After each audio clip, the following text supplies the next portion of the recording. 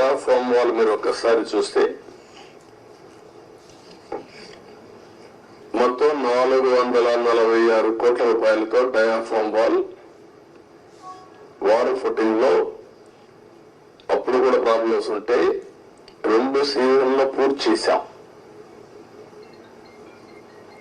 ఆ డయాఫామ్ వాళ్ళు కాపాడవలసినటువంటి ప్రభుత్వం కాపాడకుండా ఇష్టానుసారంగా ప్రాజెక్టు యొక్క ఫేట్ తో ఆడుకొని ఇప్పుడు మొత్తం ఈ డ్యామేజ్లు అయితే ఆ డ్యామేజ్ కూడా కనుగొనడానికి ఒక 1 year పట్టింది.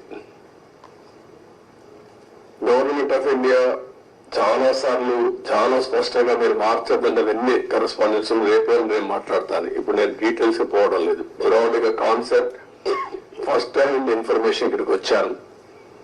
I have seen the project. మామూలు వాళ్ళైతే అర్థం కాదు.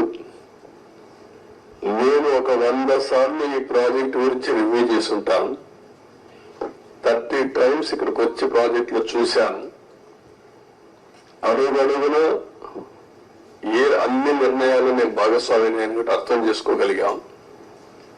ఈరోజు ఒక పక్కన డయాఫామ్ వాల్ 3 bits లో పోతే ఇప్పుడు ఆల్టర్నేటివ్స్ ఏంటంటే మీనవేషాలు లెక్కేసే పరిస్థితికి వచ్చారు. ఇందులో ఆ 2 బిట్లు కానీ ఎక్కడికక్కడ ఒక parallel D wall diaphragm wall హైట్కి ఎక్కడ డ్యామేజ్ అయిందో దానికంటే ముందు ఒక ప్యారల్ గా పెట్టి దాన్ని కవర్ చేస్తే 447 కోట్లు అవుతుంది. మామూలుగా మనం ఖర్చు పెట్టింది 446 కోట్లు. ఇప్పుడు రిపేర్ చేయడానికి 447 కోట్లు. ఓకే, మొత్తం దాని అప్పటికి కూడా గ్యారంటీ లేదు.